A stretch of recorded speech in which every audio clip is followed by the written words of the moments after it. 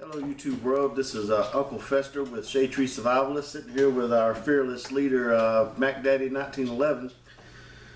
We've been meaning to do this video for a while.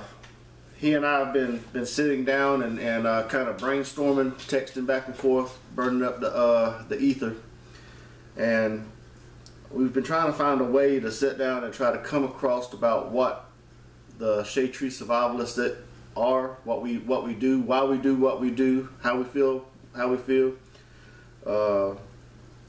Some background about how we grew up and what makes us the men that we are today. So we sat down last night. I had an idea that I was just going to sit down and we're going to ask. He doesn't know any of the questions I'm going to ask him. I'm just going to ask random questions so we can get to know Mac Daddy just a little bit better. Might be a little bit more than what you want to know on some of it. You have been warned, ladies and gentlemen. So, first question. Who's your favorite superhero character? Back in the day, it was the Hulk, but now I think it's Captain America. You like Captain America? I love Captain America. I got both new movies, the Avengers, and I'll have the newer one when it comes out. So that's a good one. DC or Marvel? Marvel. Same here. Marvel. I like some of the DC characters, but I always like the Marvel ones a little bit better. But that doesn't mean that I'm not a fan of Superman and Batman and so forth, but story-wise, I've always liked Marvel a lot better. Yeah. When you were growing up, who do you think influenced you more than anybody else to become the man that you are today?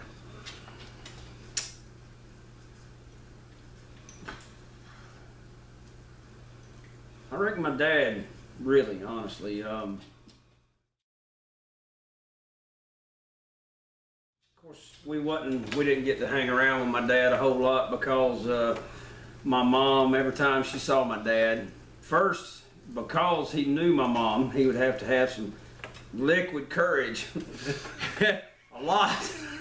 So he was pretty tipsy by the time he got around her. Next thing you know, old mom would be calling the sheriff or whoever, and he'd go down and spend the night in the drunk tank, and so we wouldn't see him again for a while. But when I moved in with him into my late teens, I mean, he was a hell of a man. He was a man's man. Yeah. Tough as jailhouse cornbread and smart. And what I remember of Mr. Albritton was that he was blind and he could still sit down and go out and work on. He could feel a nut and tell you exactly what size it was, what size wrench. You could hand him the wrong wrench on purpose and he'd tell you that ain't the right wrench and get me the other one. Yeah, and be grouchy as hell when he said it. But him and Terry's dad, Roscoe. Yeah.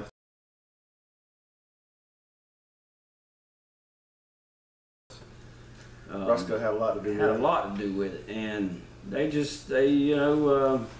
taught you what it was to be a man. That's the one thing, I mean, in this modern day era, that they think that that's something a woman cannot teach a boy how to be a man. Nope. They can teach him a lot. There's no doubt. Like your wife, she expects her son to be tough and resourceful and intelligent and a man's man. But you're his daddy, and only you can teach him that. I think what Matt's trying to say, I think better more than teaching him about what being a man. I'm the only one that can affirm his manhood. Only a man can affirm another man's manhood. Yeah. I would have to say that we're both products of single mothers. So, everybody talks about single moms and how bad things are, and it was rough growing up without a dad. But at the same time, I think we're living proof that you can overcome that. That it's hard, but that can be overcame. I mean, I think that just inject my own personal thought on it. I think sometimes that our young men need a male influence in their life that's positive. Yeah. And you know, that's the unfortunate thing about the inner city kids who do not have a positive male role model, they have to have it. They seek it out, and what they wind up is in a gang.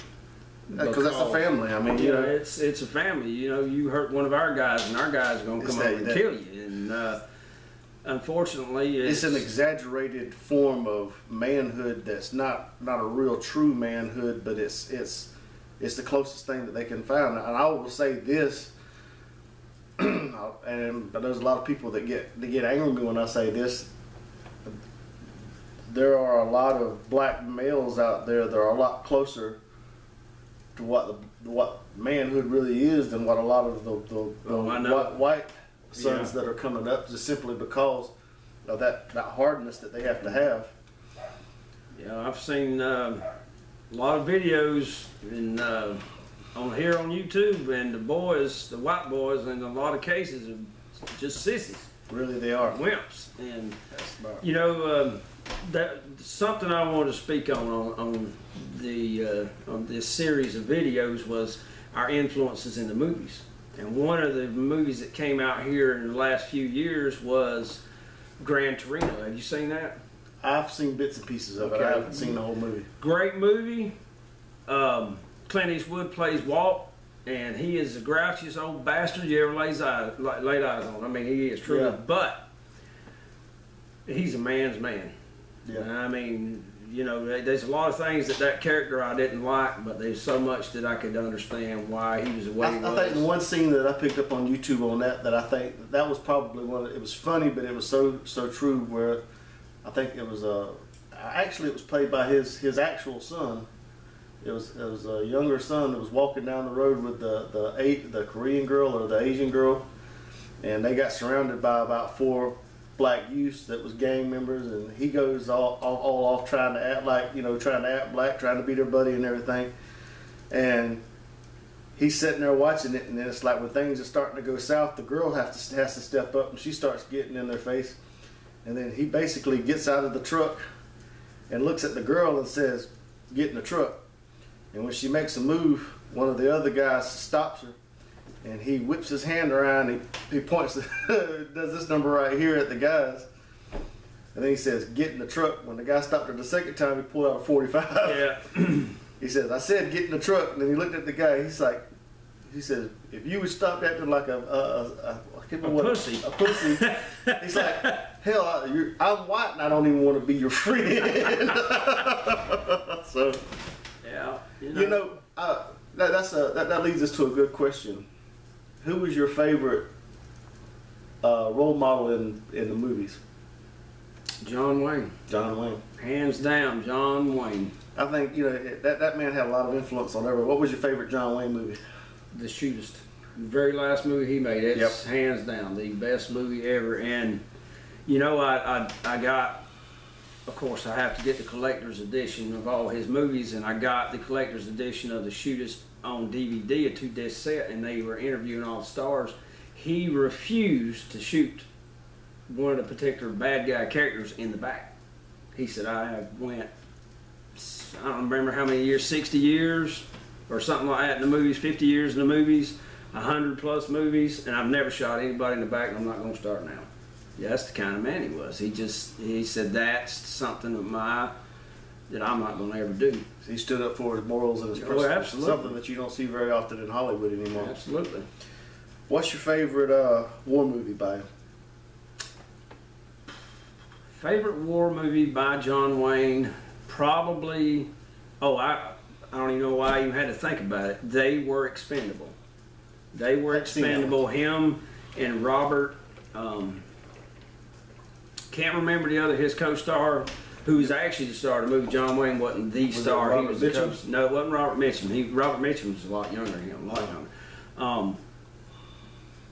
He played in a lot of TV in the 50s, and I just can't think of the guy's name, but They Were Expendable was the best movie, a military war movie he was ever in, hands down. I mean, because it was about the very opening months of World War II.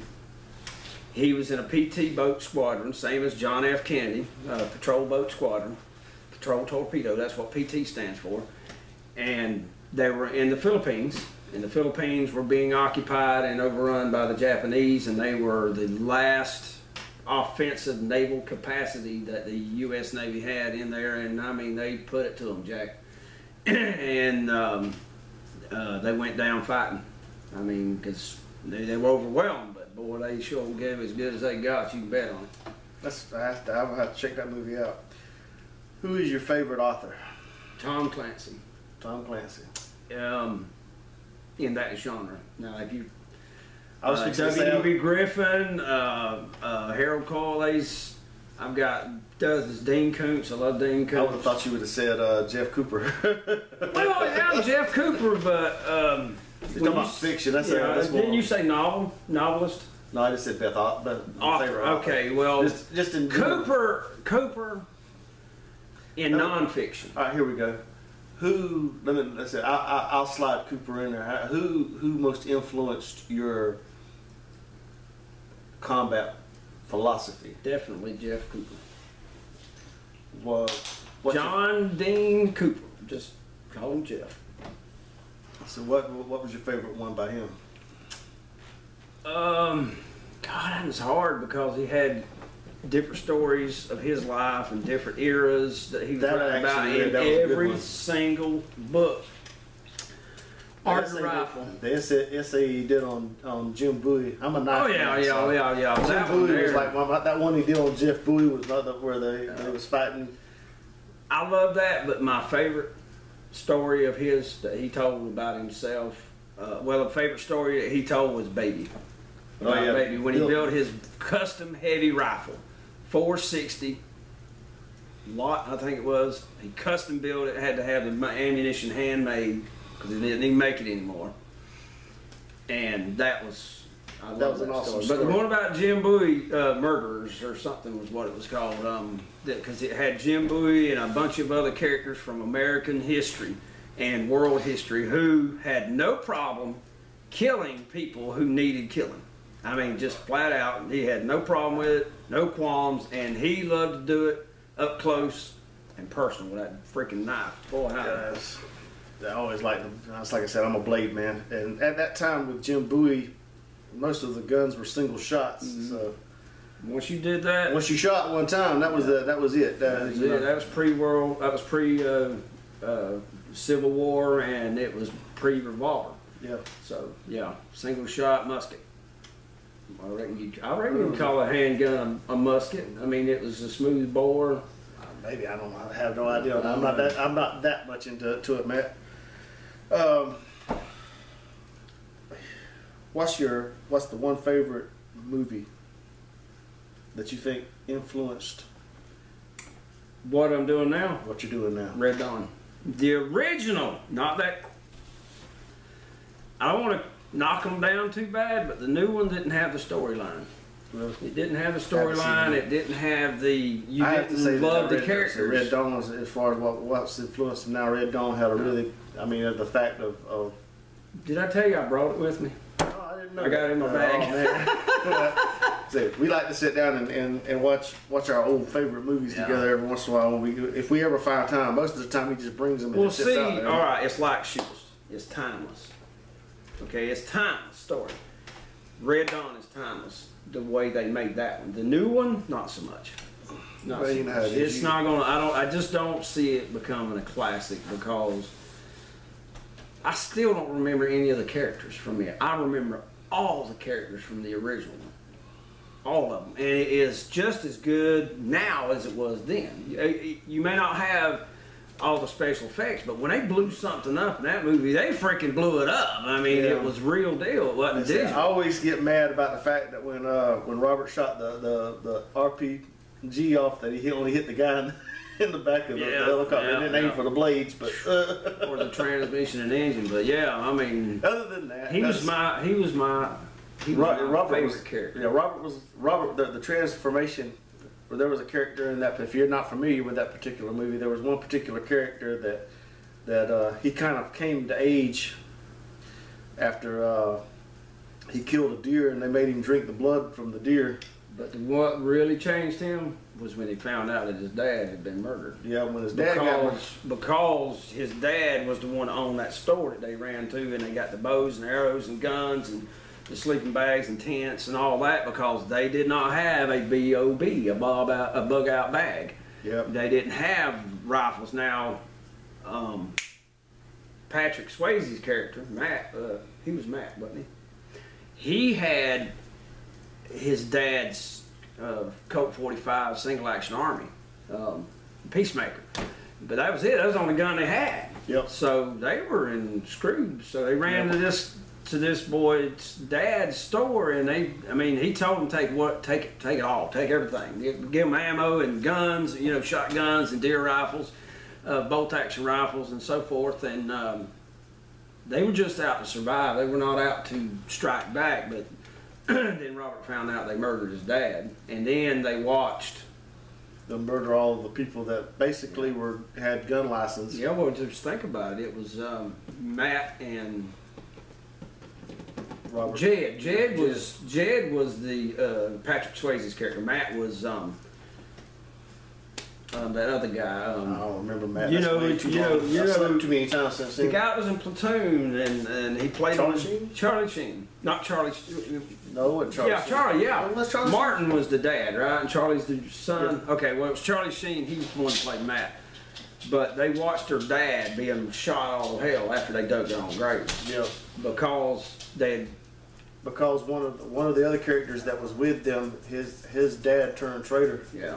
Robert was the only one that that they were all trying to figure out what they were going to do with the son of the traitor, because he had gave him up too, and Robert just basically walked up and shot him. Yeah. Yeah. I mean, So, he was hardcore. He went hardcore there towards the end. Yeah. That's a good one. Let's see.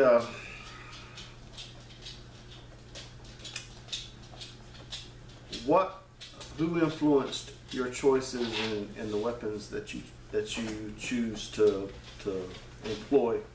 That is one I cannot really say specifically this here was the reason why, but there are reasons. It's just not one concrete reason. Always like to look at M14. I read a lot of books, not novels, but memoirs from veterans of World War II, Korea, Vietnam era, and so forth. And the thing that always stood out in my mind is from this one book I got, Blood on the Risers. Great book, hard read to begin with. The guy was in the 101st Airborne, made one of the very first combat jumps in country, and so forth. With the I think they started off with the M14, and then they wound up with the M16, a very unproven weapon, wasn't ready to be in combat yet, and one combat scene throughout just one right after the damn other throughout the first half of the book, he was watching his friends die because they had to break the rifle down and clean it because it was jamming so easy.